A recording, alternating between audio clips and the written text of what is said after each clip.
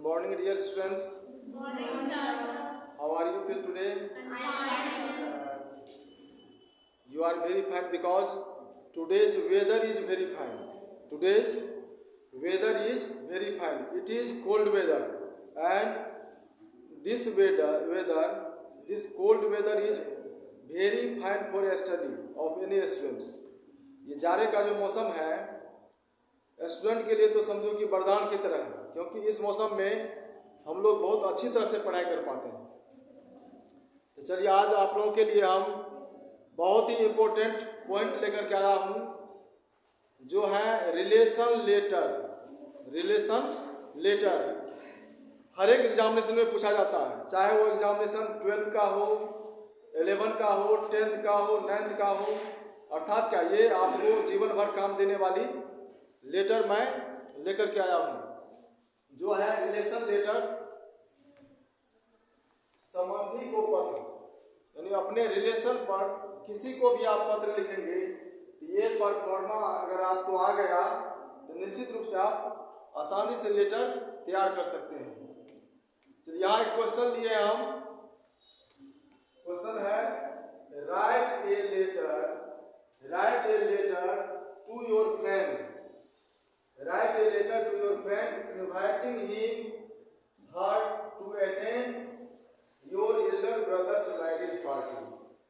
आप अपने दोस्तों को एक पत्र लिखें जिसमें आपके बड़े भैया की शादी में उसे आमंत्रित करने का अनुरोध हो।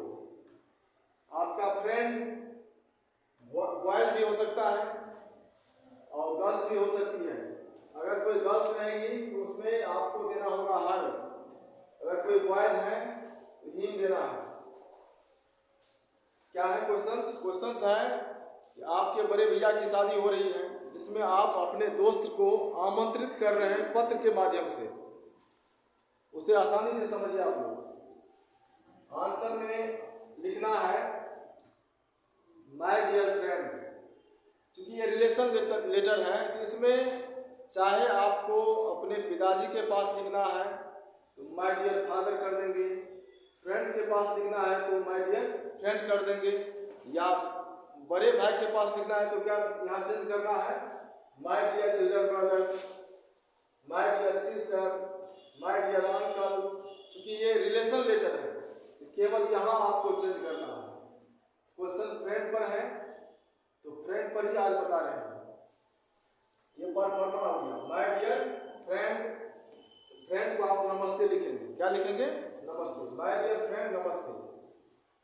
अगर एल्डर ब्रदर है या अंकल है, फादर है, तो यहाँ आप प्रणाम लिखेंगे, माय डियर फादर प्रणाम। एकदम इजी में बता गया है। और राइट साइड कॉर्नर पर ये लिखना मत भूलिएगा। राइट साइड कॉर्नर पर जस्ट पेज के राइट साइड कॉर्नर पर आपको लिखना है डेट। जैसे यहाँ डेट हम बता दिए हैं 11/12/2024, 11/12/2024। और प्लेस किस जगह से आप लिख रहे हैं। ऐसा समझिए कि आप दरभंगा से लिख रहे हैं, दरभंगा लिखेंगे। जिस जगह से आप लिख रहे हैं वो जगह का नाम यहाँ देना है।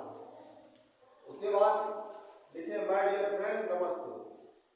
उसके बाद फर्स्ट लाइन जो होता है, सबसे पहले आप अपना समाचार बताइए अपने दोस्त को, उसके बाद उनसे समाचार जानिए। फर्स्ट लाइन ये है आई एम वेरी वेल। मैं बहुत अच्छी हूँ या अच्छा हूँ, मैं बिल्कुल ठीक हूँ, ये देंगे। इस लाइन को आप अलग भी लिख सकते हैं, आई एम वेरी वेल या I am quite well, I am fine. कोई भी इजी सेंटेंस आपको यूज करना है। यहाँ इजी सेंटेंस यूज किए हैं, आई एम वेरी फाइन भी आप लिख सकते हैं। I am very well and I hope that और मुझे आशा है कि by the God grace you will also quite well। मुझे आशा है कि ईश्वर की कृपा से, अल्लाह की कृपा से या भगवान की कृपा से आप भी बिल्कुल ठीक होंगे। यहाँ तक लिखना है हर एक लेटर में। अब उसके बाद आपको यहाँ से देना है मेन पॉइंट। ये लेटर का बॉडी हो गया, ये तो स्टार्टिंग हो गया, ये लेटर का बड़ी हो गया तो बड़ी में आपको दर्शाना है कि आपके लेटर लिखने का उद्देश्य क्या है, उस बात को दर्शाना है। अब यहाँ से दर्शाया गया है now I am writing you about, इस लाइन को लिखेंगे, उसके बाद इससे आगे आप दर्शाएंगे now I am writing you about.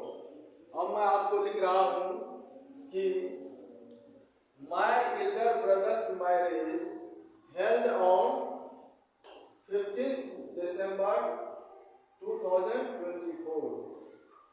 मेरे बड़े भैया की शादी 15 दिसंबर 2024 को है।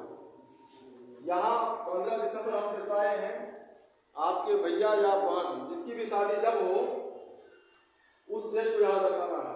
ये केवल चेंजेबल है, इसको आप चेंज कर सकते हैं। सो मिक्स होता है इसलिए, सो मिक्स होता है इसलिए, सो आई इनवाइट यू, इसलिए मैं आपको आमंत्रित करता हूँ या निमंत्रित करता हूँ। So I invite you and your all family members, इसलिए मैं आपको और आपके परिवार के सभी सदस्य को आमंत्रित करता हूँ। I request you to attend this marriage party. एकदम शॉर्ट में लिखना है, सिंपल सेंटेंस का यूज करना है। लेटर में हमेशा आसान सेंटेंस का यूज करना है ताकि एग्जामिनर को लगे कि स्टूडेंट अपनी भाषा में लिखे हैं, स्वयं लिखे हैं, किताब की कोई भाषा, कोई ज़्यादा टफ वर्ड को यूज नहीं करना है। एकदम आसान लैंग्वेज में लिखना, आसान शब्दों को प्रयोग में लाना। I request you to attend this marriage party, मैं आपसे आग्रह करता हूं कि आप इस विवाह समारोह में उपस्थित होंगे या भाग लेंगे। अब लास्ट में एक लाइन लिखना है जो हर एक रिलेशन लेटर के लिए अनिवार्य हो जाता है। ये कॉमन लाइन है, please say my pranam to elders and love to youngers, कृपया बड़े को मेरा प्रणाम और छोटे को शुभ प्यार कहना।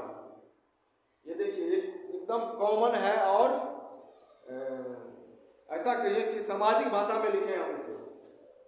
एकदम सामाजिक तौर पर जो भाषा होता है उस भाषा में यहाँ दर्शा दिए हैं।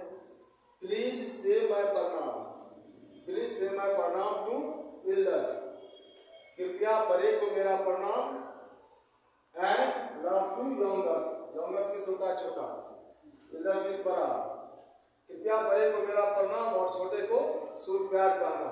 इसका सो सेंस हो गया। उसके बाद ये लाइन को भी यूज करना है, face to face rest is okay, ठीक है मिलने पर बातचीत, ऐसा लिखते हैं हम लोग, मिलने पर बातचीत, रेस्ट इज ओके, बाकी सब ठीक है। इसका यही सेंस हो गया। अब पेज के नीचे में लास्ट में दे देना है अपना नाम, योर फ्रेंड राकेश या जो भी नाम हो, नेहा, सलमा, मोहिनी या रमेश, गणेश, जो भी नाम हो वो दे देना है।